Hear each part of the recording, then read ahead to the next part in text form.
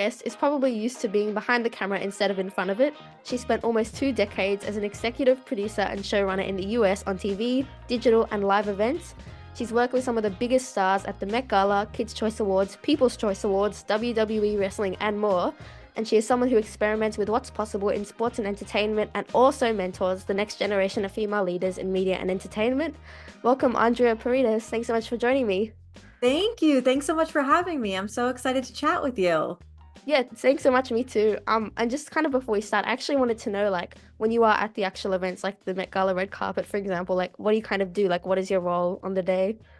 Yeah, so depending on the show, I'm either in the live truck, working with the directors and all the producers around us, making sure everything live is on air in the right way and making changes on the fly.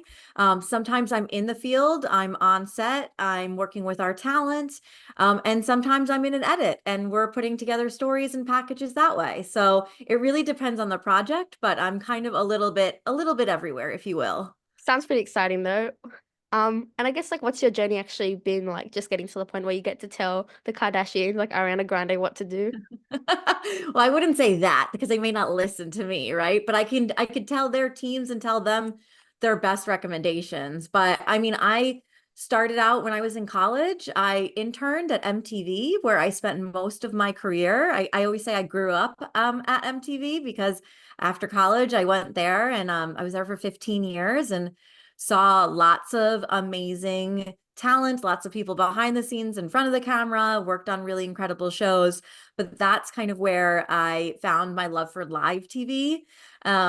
And also, once you kind of get your footing, I really wanted to try to incorporate something I love, which is sports entertainment, into what I do. So I was really always championing for athletes of all sorts to be into my programming.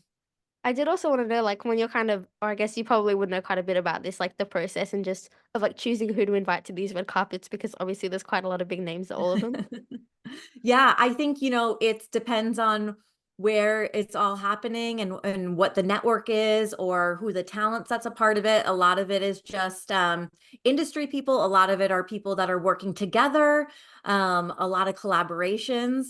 Sometimes when artists or actors and actresses have projects that are coming out that they want to promote, that makes sense. So it really depends on what's going on from the bigger picture of the project, but also what everybody's out and ready to do. Okay, and like you said, you kind of like to incorporate like what you like with sports and entertainment as well. And I just wanted to kind of ask about like female athletes, I guess, being at some of those events because I know that last year at the Met Gala we barely saw like any mention of female athletes. Before last year. But now I think we've just seen like Angel Reese, who is a college basketball superstar, golf number one Nelly Korda, which is pretty amazing, and also just having like Coco Golf on the cover of Time magazine a few months ago, which is pretty amazing. Does it feel like we're just starting to see, this explosion of female athletes? It's like a really interesting time. I think it's long overdue for sure, but I think it's a really interesting space that we're in the entertainment industry as we look at female athletes. Even like Serena Williams just hosted the ESPY Awards, and that was, such a smart move.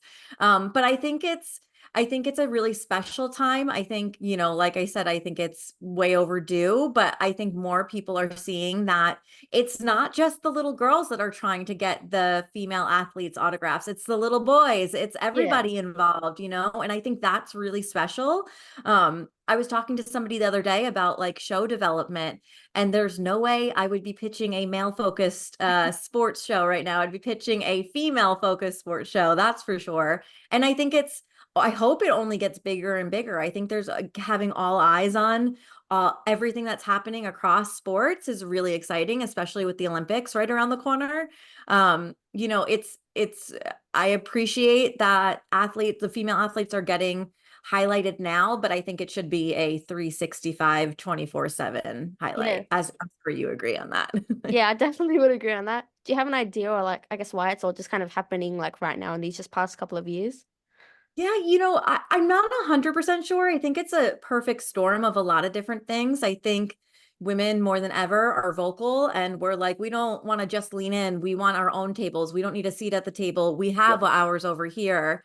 So I think that's a really special feeling. And I think a lot of people are supporting women in big ways. Like women, men, across the board, however you identify. I think it's a really special time to see that support. I also think, like, from my perspective, when you look at content that's on air, there's so much that's female driven. And it's like, why would we not have that in other areas of pop culture, whether that's sports or comedy or whatever it may be? It really feels like there was gaps, and now people are Hmm. like, we've had enough. Let's put us in, coach, right? Like, let's do Yeah. this. And I guess like kind of with that, like, do you look at because you've worked on the Kids' Choice Awards like before, Mhm. and I guess you obviously see a lot of like YouTubers and singers like females there, but do you think that they would even like kind of look at getting like female athletes involved? Because I guess a lot of kids are inspired by them.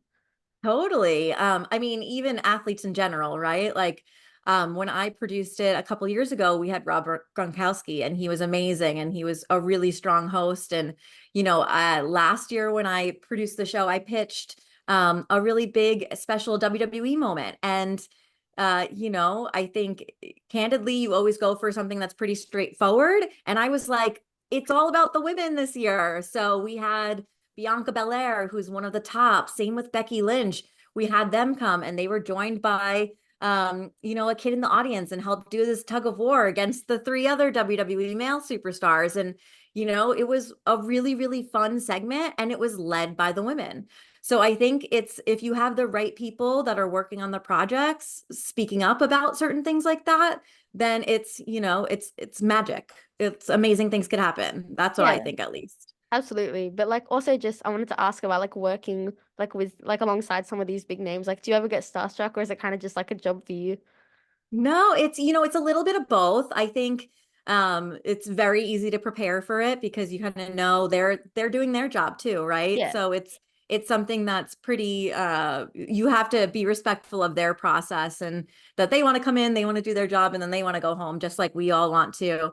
But I mean, it's funny you say that, because the people that did like that's like starstruck for me were when I was growing up at MTV, as I say, and I got to work with wrestlers and athletes and sports entertainers. Like, that to me was so fun. And, I could be working with Brad Pitt one day and Rihanna the other. And I'm like, cool, guys, like here, let me prep you and go about it. But then you bring in, the Bella twins or Shawn Michaels or whoever it may be. And I'm like, okay, this is who I want to see. This is who I want to hang out with. So yes, I of course would always get starstruck.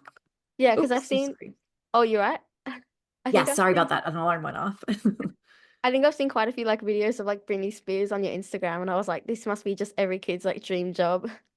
Yeah, I mean, Brittany is somebody that I grew up on, and lovely to work with, and so talented. And yes, Brittany is definitely one of my top picks of all time. I think she's super respected in the space. And she was somebody that was put in really different positions in her life, especially in the music industry. And I just love her. I loved everything that she brought to the table, and only want good things for her. That's for sure. Definitely. Just kind of like changing the topic a bit. Something that you were speaking a bit about earlier is that a big spot that you work in is WWE Wrestling. I just wanted to know like what you kind of love about that and working in that space. Yeah, I've always talked with that company, and I was really lucky enough to consult with them recently. But I always tried to get their superstars onto my programming. And a big reason for that is because, I mean, I grew up as a fan for a million years, but I also know the power of their fandom. And their fandom is massive, is global, it's huge. It's boys, girls, men, women, it's literally everybody in the mix. And their demographic is just so supportive and loyal, that I always was like yelling it from the rafters. I felt like, to be like, why are we not getting, any of these superstars on our programming? Like, they bring a huge audience. And they're also like the hardest workers in media, honestly. Like, they're so media trained. You can give them a live mic, you could give them 5 minutes notice, and they know what to do and how to get a crowd excited, how to make you care about the match that's coming up. And they're all really, they're starting to go into Hollywood in a huge way. Obviously, with Dwayne the Rock Johnson leading the charge, and John Cena and Becky Lynch, and there's just really an exciting fandom that will probably follow them wherever they go. Yeah, it does seem like a really big fandom, and it's also like I guess just a huge like industry in the US. I think I read that late last year it was valued at over 8 billion US dollars, which is a lot, I guess. How have you kind of Yes. But I guess like in terms of like the explosion of women in sport, just over like there, how have you seen that? Oh yeah. I mean, with sports entertainment specifically with like pro wrestling, the women's division is just as on fire as the men's division, if not stronger. It's not about what it used to be like of just looking good and having a Mm. good time and putting on a show. They are athletes to the max, like some of the most talented athletes, female athletes I've ever seen. And like a way that I tried to emphasize that in something that I've worked on when I was at MTV. There was an award show called the Movie and TV Awards. And so, there's nominations and there's categories and coming up with ways to like reinvent categories that have been there for many years. So one year I remember it was best fight. They wanted to reinvent it and not just make it about Marvel or make it about, whatever kind of movie or TV show that they traditionally had. And I pitched, I was like, why not put in as a nominee one of the first ever female main event of WrestleMania Wow. 35, the triple threat between Becky Lynch, Ronda Rousey, and Charlotte Flair. It was a first of its kind. It was something that like really got people talking. And again, it was overdue. And the powers that be at MTV said, yes, let's nominate them. Let's do it. And they ended up being nominated. They came and walked Wow. our carpet. And it was a really exciting moment. I think also just for me as a person who loved something so much and saw how hard these women were working, why wouldn't I combine it with something else that I loved at Hmm. MTV? So it was something that I'm super proud of and that I was able to have a small, small hand in. Yeah, no, it was definitely really cool. And I guess the fact that, or do you think the fact that you're able to keep getting like more women involved and getting more female wrestlers, like, do you see a lot of like little girls being really inspired by them? Like, is that an audience that you've been able to engage a lot more?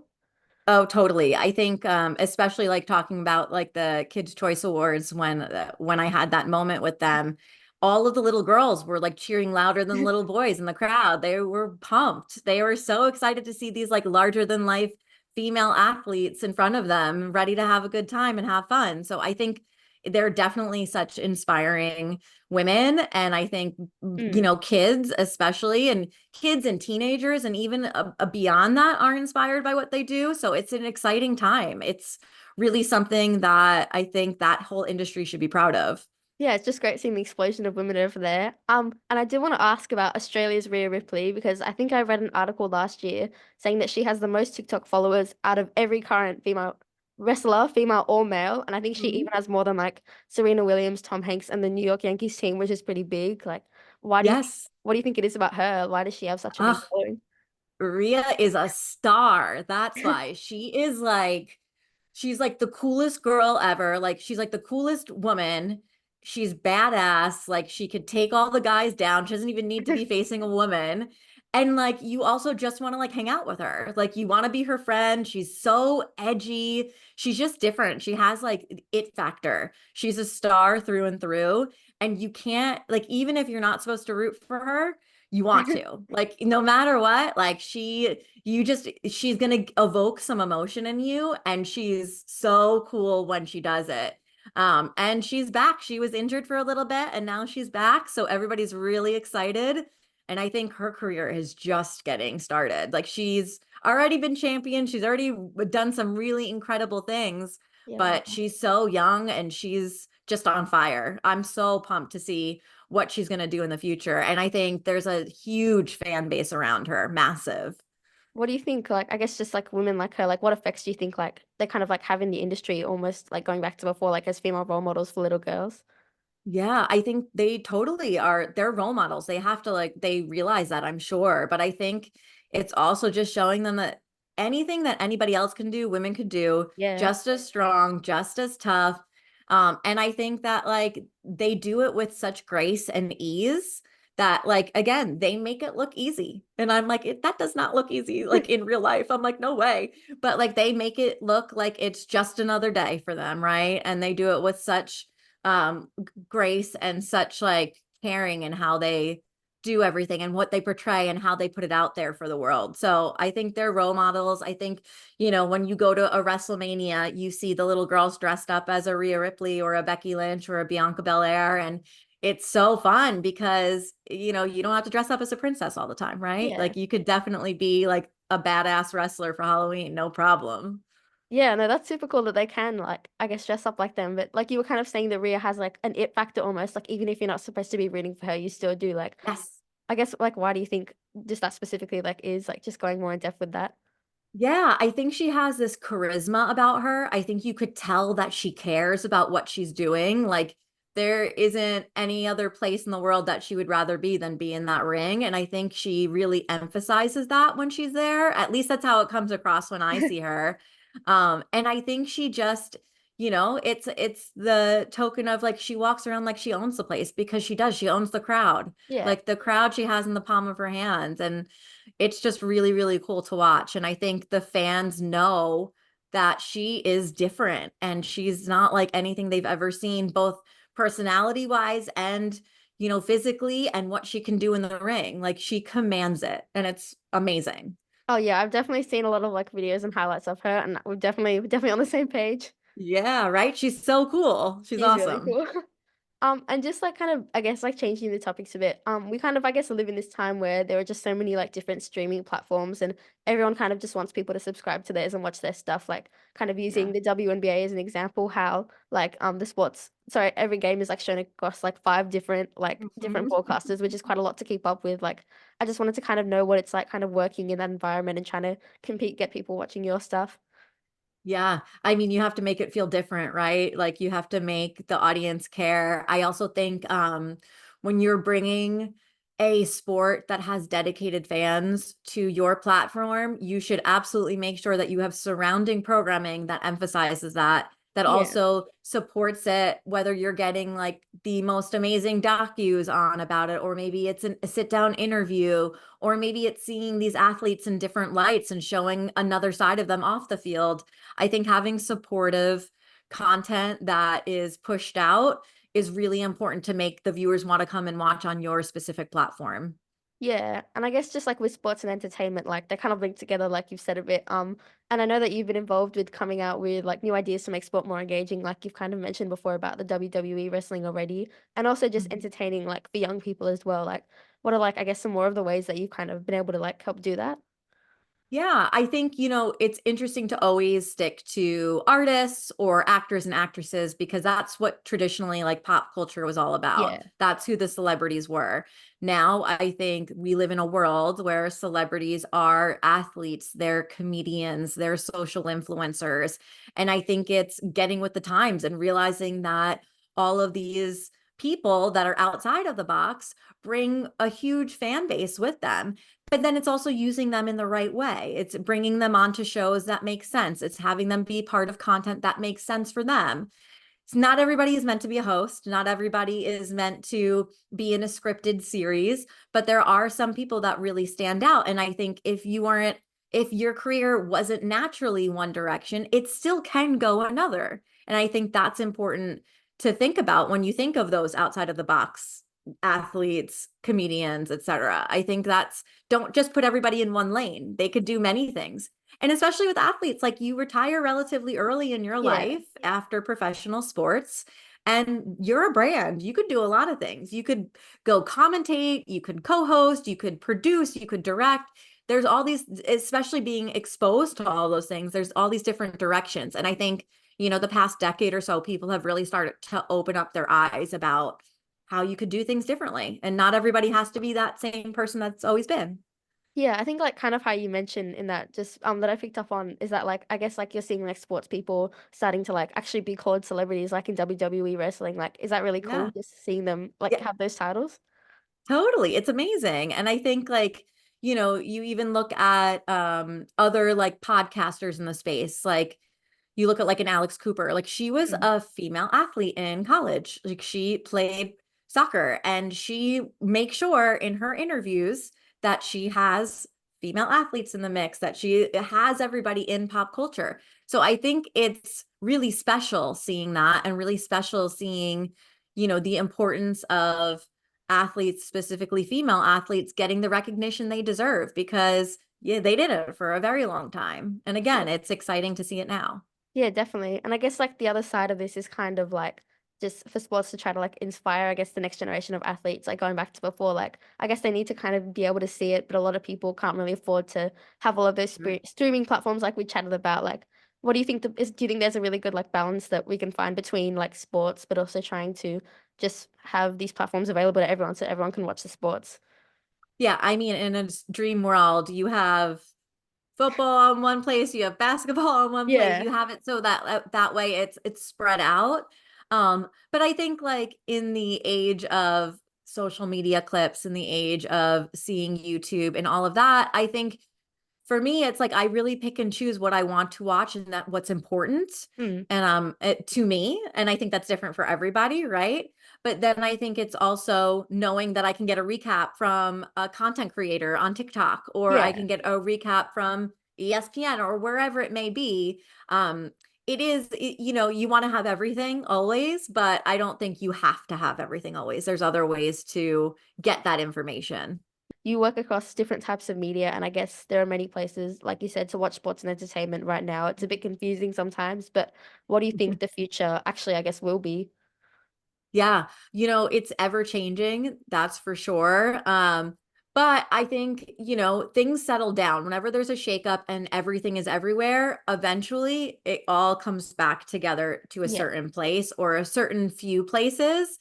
So I do think over the next couple years, we'll really see a little bit of a monopoly on certain sports, or we'll see a monopoly on certain types of entertainment.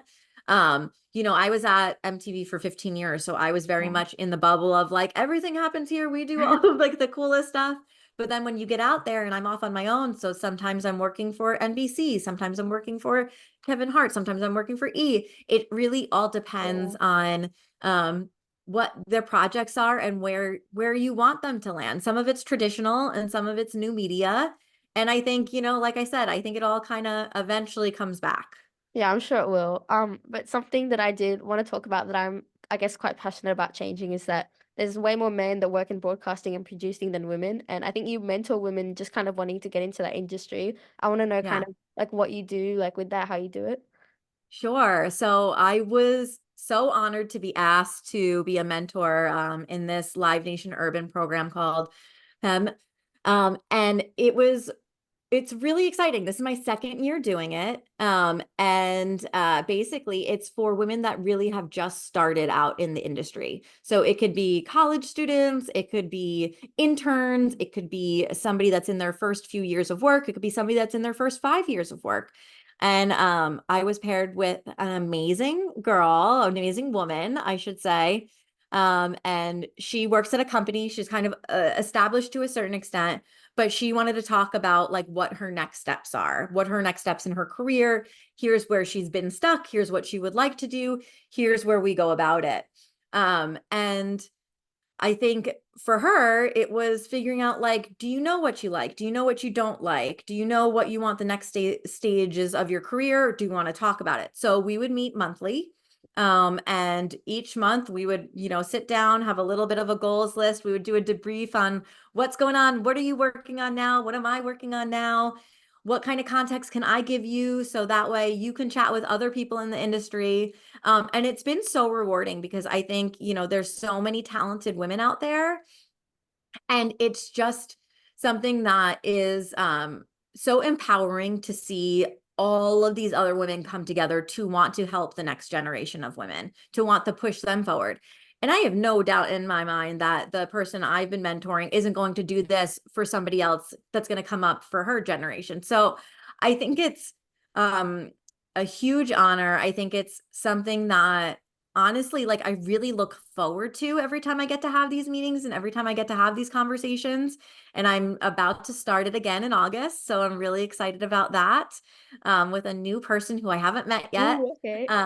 But I think it's a privilege, honestly. Like it really is a privilege to just be able to give some of my learnings to others and to learn from them as well. You know, I've had many different bosses and support systems and mentors in my life. And I think I've been really lucky. I also know how I wouldn't treat some people because that's how I was treated. So you take the good and the bad with that, and you make sure to push that forward in the next people that come up underneath you. So it's really, really, really special. So I feel very lucky to be a part of the Live Nation program.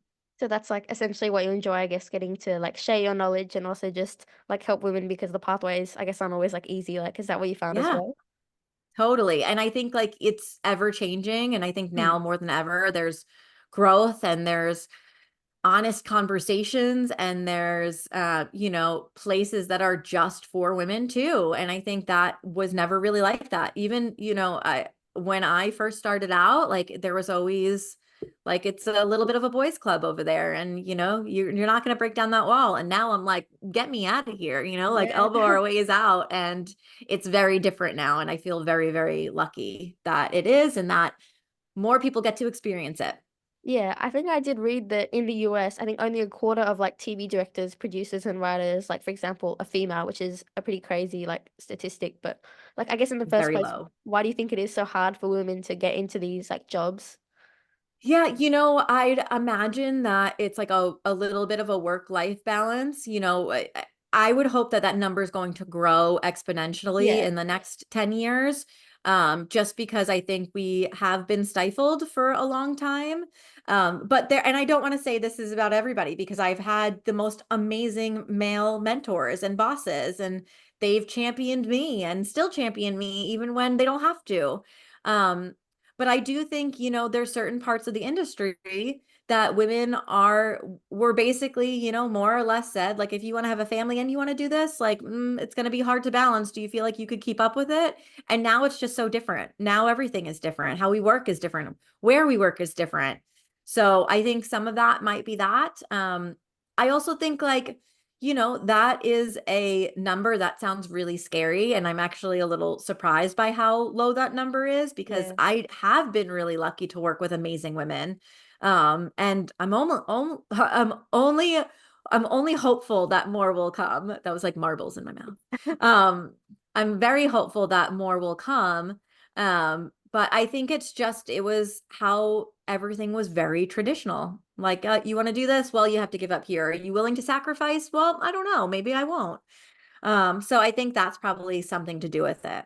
Yeah, but like you have said, you've had, some great male mentors, obviously, like, it's not bad to have men in that industry, but is that where you see the future of, like, that just having, like, more of a mix, I guess, between women and men, like, more equal?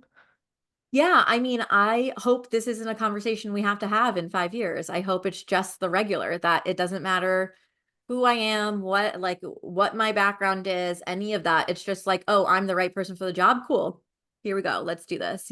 So that is really my hope is that if anything, let's have more women in the mix, right? Like it doesn't Yeah. have to be sure, equal is great, of course.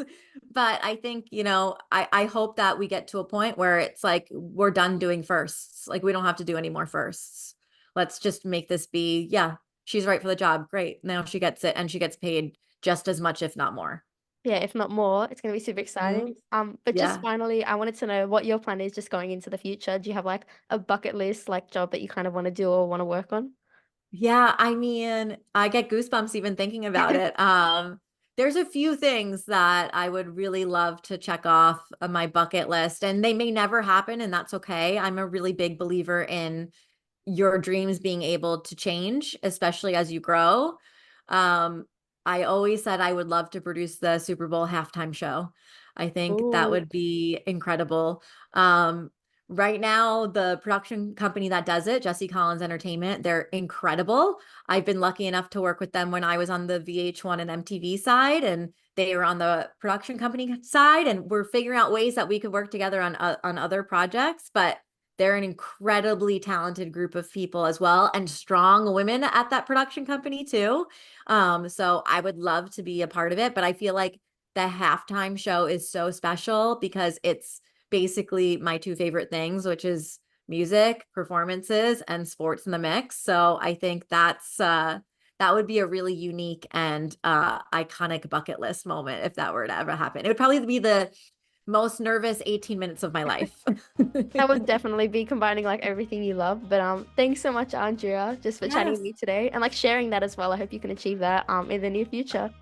Thank you. You're so kind and keep on keeping on. You're doing amazing things yourself. You should be so proud. For more from Her Way, Visit herwaysportsmedia.substack.com.